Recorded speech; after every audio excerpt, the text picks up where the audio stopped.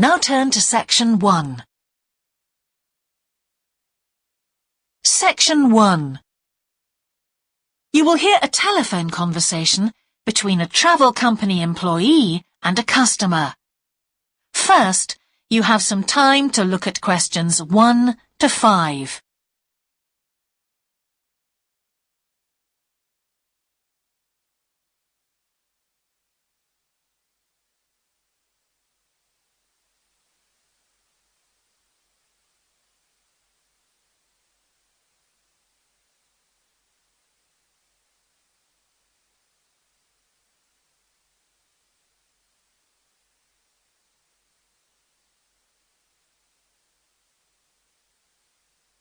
You will see that there is an example that has been done for you. On this occasion only, the conversation relating to this will be played first. Greek Island holidays, can I help you? Yes, I hope so. I have a friend who's just come back from Corfu, and she's recommended some apartments in Arelis. She thought they might be on your list. Arelis, let me see. Can you give me the names? Yes, the first's Rose Garden Apartments. I'd like to go with another friend in the last week of October. Well, we've got a lovely studio flat available at that time. I'm sure you'd enjoy the entertainment program there too, with Greek dancing in the restaurant. The entertainment program offers Greek dancing, so Greek dancing has been written in the space. Now we shall begin. You should answer the questions as you listen, because you will not hear the recording a second time. Listen carefully and answer questions 1 to 5. Greek Island holidays, can I help you? Yes, I hope so. I have a friend who's just come back from Corfu, and she's recommended some apartments in Arelis. She thought they might be on your list. Arelis, let me see. Can you give me the names? Yes, the first's Rose Garden Apartments. I'd like to go with another friend in the last week of October. Well, we've got a lovely studio flat available at that time. I'm sure you'd enjoy the entertainment program there too, with Greek dancing in the restaurant. And the cost for each of us? £219. That sounds very reasonable. I'm just jotting down some notes. Now, the second one she mentioned was called Blue Bay. Blue Bay. Yes, in fact, that's very popular, and it has some special features. Really? The main attraction is the large swimming pool with salt water. Much healthier, I understand. That's right. And it isn't far from the beach either, only 300 metres. And only around half a kilometre to some shops, so you don't have to be too energetic. Is it much more expensive than the first one? Let me just check. I think at the time you want to go, it's around £260. No, £275 to be exact. Right, I've got that. Now, there are just 2 more apartments to ask you about. I can't read my own writing. Something to do with sunshine, is it? I think you meant the Sunshade apartments. They're on a mountainside. Any special features? Yes, each room has its own sun terrace, and there are shared barbecue facilities. Ooh, sounds lovely. Yes, it is rather well equipped. It also provides water sports. It has its own beach. There are facilities for water skiing. Any kite surfing? My friend's quite keen. Not at the hotel, but I'm sure you'll find some in Arelis. There's also satellite TV in the apartments. And how much is that one? £490 with 2 sharing. You mean £245 each? I'm afraid not. Each person has to pay that amount, and there must be at least 2 in an apartment. Oh, I don't think that would be within our budget, unfortunately. And the last one sounds a bit expensive too. The Grand? Actually, it's quite reasonable. It's an older style house with Greek paintings in every room and a balcony outside. Sounds nice. What are the views like? Well, there are forests all round and they hide a supermarket just down the road, so that's very useful for all your shopping needs. There's a disco in the area too. And the price? £319 at that time, but if you leave it till November, it goes down by 40%. Too late, I'm afraid. Well, why don't I send you a brochure with full details, Miss... Nash. But don't worry about that. I'm coming to Upminster soon, and I'll call and get one. I just wanted to get an idea first. Well, that's fine. We've got plenty here when you come. Before you hear the rest of the conversation, you have some time to look at questions 6 to 10.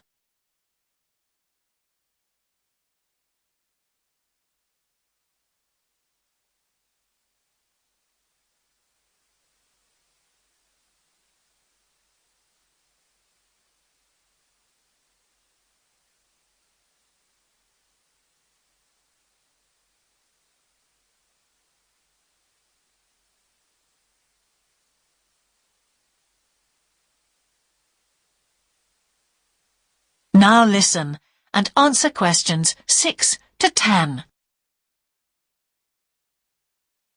If you've got a minute, could I just check a couple of points about insurance? I got one policy through the post, but I'd like to see if yours is better. Fine. What would you like to know? Well, the one I've got has benefits, and then the maximum amount you can claim. Is that like yours? Yes, that's how most of them are. Well, the first thing is cancellation. If the holiday's cancelled on the policy I've got, you can claim £8,000. We can improve on that, Miss Nash. For Greek island holidays, our maximum is £10,000. That's good. Of course, our holiday won't even cost £1,000 together. It's still sensible to have good cover. Now, if you go to hospital, we allow £600. Yes, mine's similar. And we also allow a relative to travel to your holiday resort. My policy just says their representative will help you. You can see there's another difference there. And what happens if you don't get on the plane? Nothing, as far as I can see on this form. Don't you have missed departure? No, I'll just jot that down.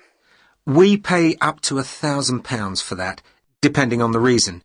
And we're particularly generous about loss of personal belongings, up to £3,000, but not more than £500 for a single item. Then I'd better not take my laptop. Not unless you insure it separately. Okay, thanks very much for your time. You've really been helpful. Can I get back to you? Your name is... Ben. Ludlow. That's Ludlow. I'm the assistant manager here. I'll give you my number. It's 081 260 543 216. But didn't I phone 081 260 567 294? That's what I've got on the paper. That's the main switchboard. I've given you my direct line. Right. Thank you very much for your time. That is the end of section 1. You now have half a minute to check your answers.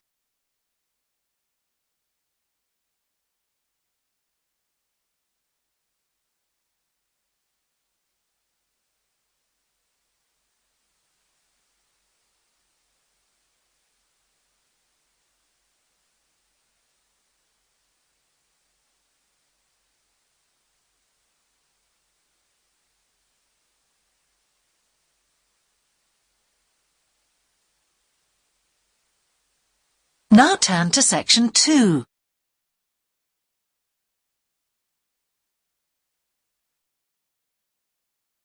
Section 2. You will hear a talk on local radio about a children's theme park. First, you have some time to look at questions 11 to 13.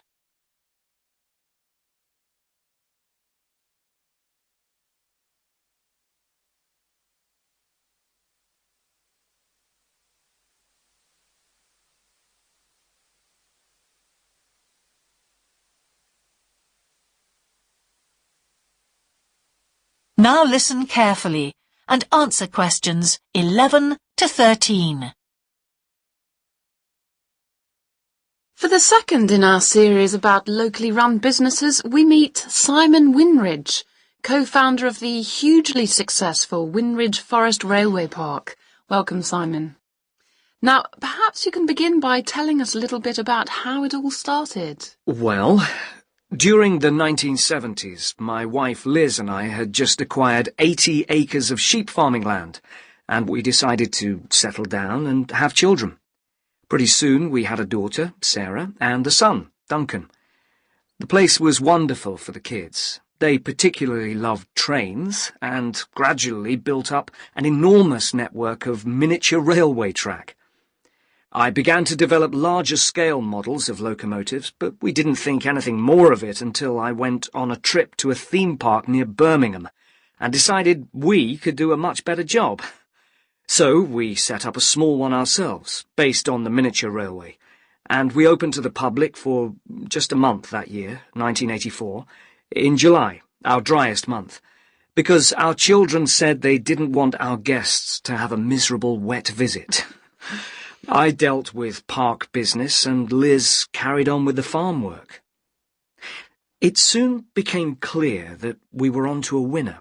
We began to extend the railway track and lay it among more interesting landscape by planting trees, which in turn attracted more wildlife, and by making cuttings through the rock.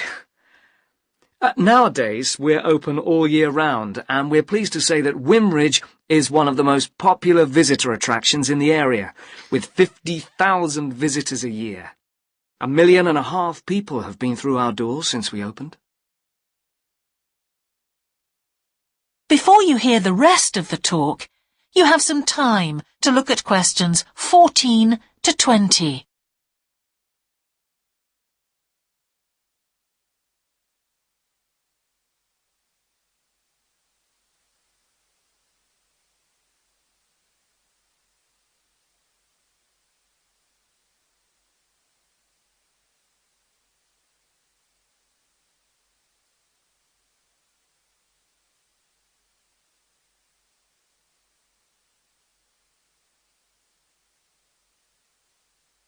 Now listen and answer questions 14 to 20. All these visitors mean we have had to expand our operation, and it's now a truly family concern. I'm near to retirement age, so I only concern myself with looking after the mechanical side of things, keeping the trains going.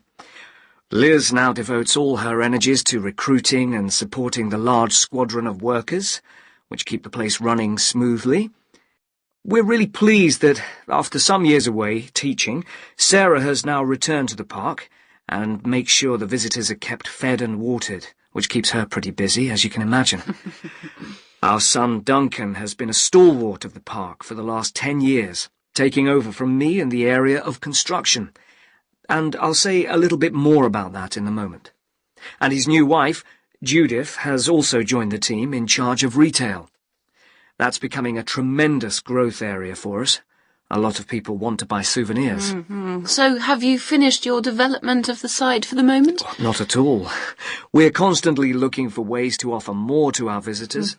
The railway remains the central feature, and there's now 1.2 kilometres of the line laid, but we'd like to lay more. Because of the geology of the area, our greatest problem is digging tunnels, but we're gradually overcoming that. We're also very pleased with a new installation of the go-kart arena, which is 120 square metres in area. Again, the problem is the geology. We had to level the mounds on the track for safety reasons. We wanted to enable 5 to 12-year-olds to use the go-karts. And the main attraction here is the Formula One kart. We've known fights to break out over who gets it. And then, finally, to our most recent development, which is the landscape swimming pool. That is the end of section 2. You now have half a minute to check your answers.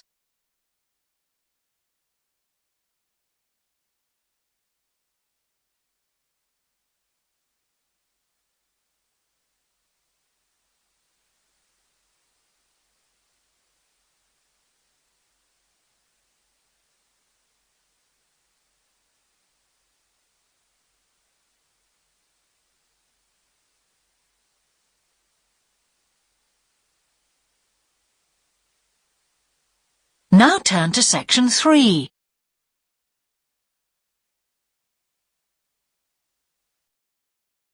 Section 3. You will hear a geography student called Caroline discussing her dissertation with her tutor. First, you have some time to look at questions 21 to 23.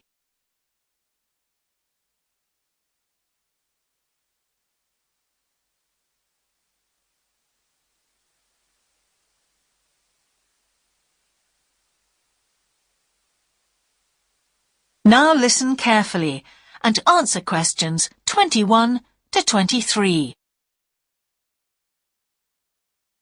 Ah, Caroline. Come on in, sit down. Thanks. So how's the dissertation planning going? Well, Dr. Shulman, I'm still having a lot of trouble deciding on a title. Well, that's perfectly normal at this stage. And this is what your tutorials will help you to do. Right. What we'll do is jot down some points that might help you in your decision. First of all, you have chosen your general topic area, haven't you? Yes, it's the fishing industry. Oh, yes, that was one of the areas you mentioned. Now, what aspects of the course are you good at? Well, I think I'm coping well with statistics, and I'm never bored by it. Good. Anything else? Well, I found computer modelling fascinating. I have no problem following what's being taught, whereas quite a few of my classmates find it difficult. Well, that's very good. Do you think these might be areas you could bring into your dissertation? Oh, yes, if possible. It's just that I'm having difficulty thinking how I can do that. You see, I feel I don't have sufficient background information. I see. Well, do you take notes? I'm very weak at note-taking. My teachers always used to say that. Well, I think you really need to work on these weaknesses before you go any further. What do you suggest? Before you hear the rest of the tutorial, you have some time to look at questions 24 to 30.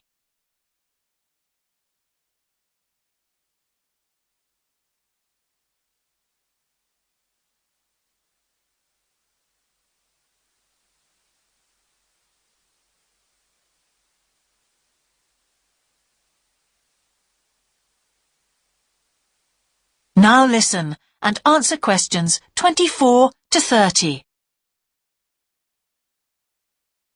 Well, I can go through the possible strategies with you and let you decide where to go from there. Okay, thanks. Well, some people find it helpful to organize peer group discussions. You know, each week a different person studies a different topic and shares it with the group. Oh, right. It really helps build confidence. Yeah. You know, having to present something to others. I can see that. The drawback is that everyone in the group seems to share the same ideas. They keep being repeated in all the dissertations. Okay. You could also try a service called Student Support. It's designed to give you a structured program over a number of weeks to develop your skills. Sounds good. Yes. Unfortunately, there are only a few places. Ah. But it's worth looking into. Yes, of course.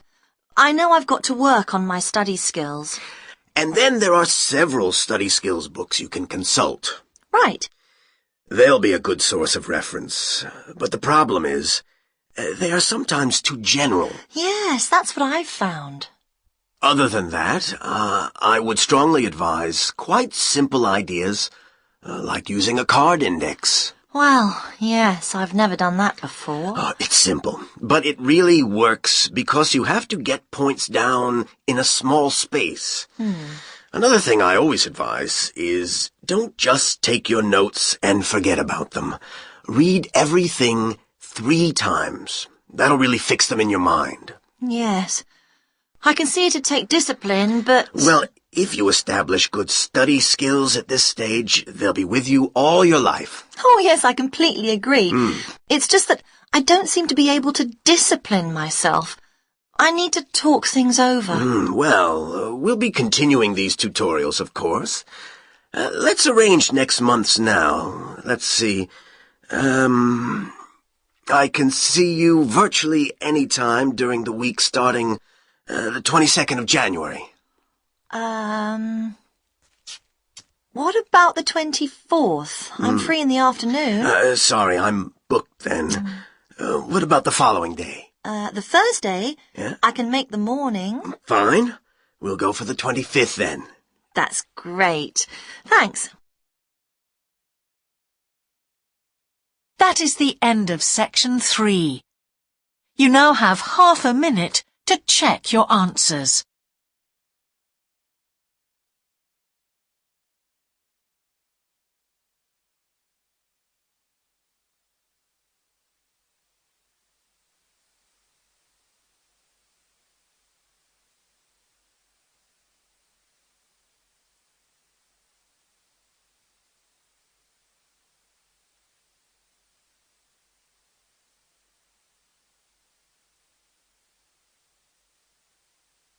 Now turn to section 4.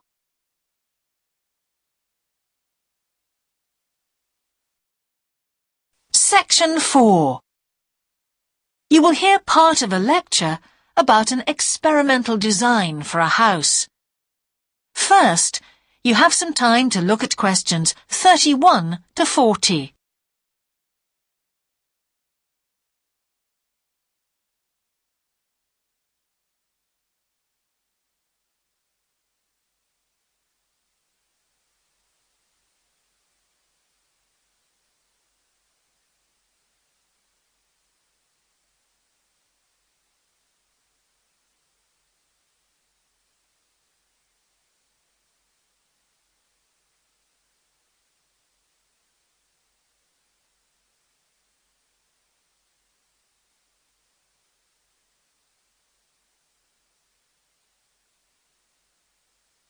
Now listen carefully and answer questions 31 to 40.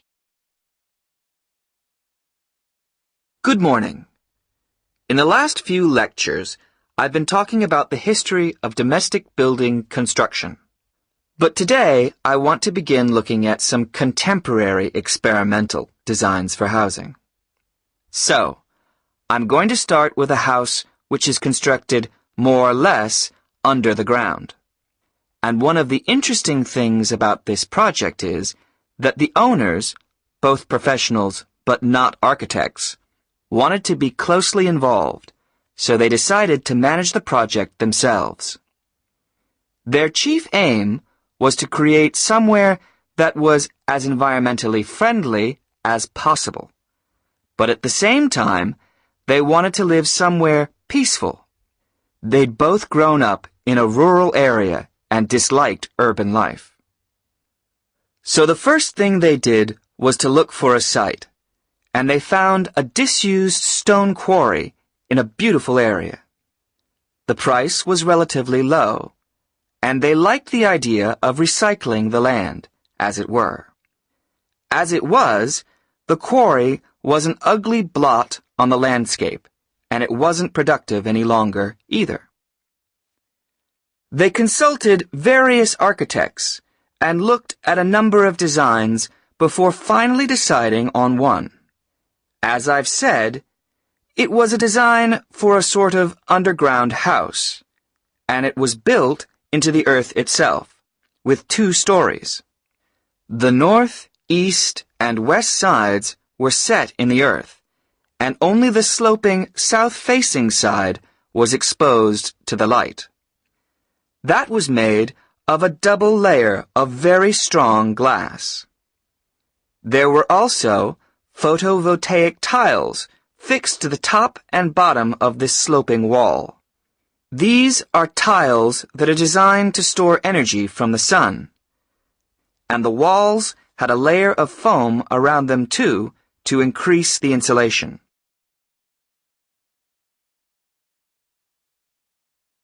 Now, what is of interest to us about this project is the features which make the building energy efficient. Sunlight floods in through the glass wall, and to maximize it, there are lots of mirrors and windows inside the house. That helps to spread the light around, so that's the first thing. light is utilized as fully as possible. In addition, the special tiles on the outside convert energy from the sun and generate some of the house's electricity. In fact, and it is possible that in future the house may even generate an electricity surplus, and that the owners will be able to sell some to the national grid. As well as that, wherever possible, recycled materials have been used. For example, the floors are made of reclaimed wood, and the owners haven't bought a single item of new furniture. They just kept what they already had. And then there's the system for dealing with the waste produced in the house. This is dealt with organically. It's purified by being filtered through reed beds, which have been planted for that purpose in the garden. So the occupants of the house won't pollute the land or use any damaging chemicals.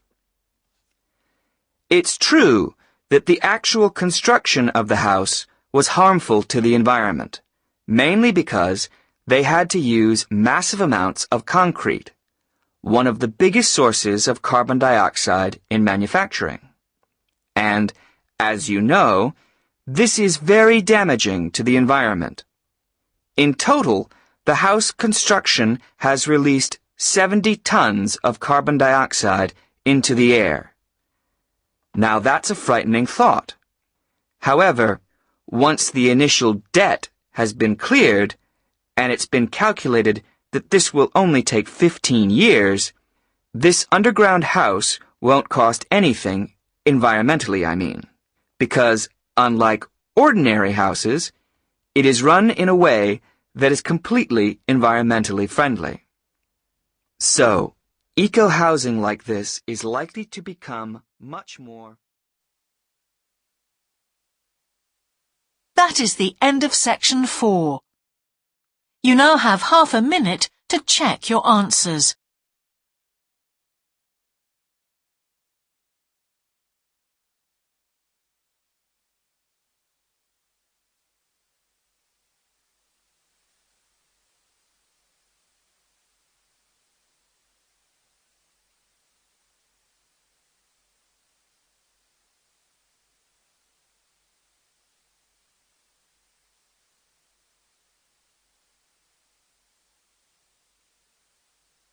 That is the end of the listening test.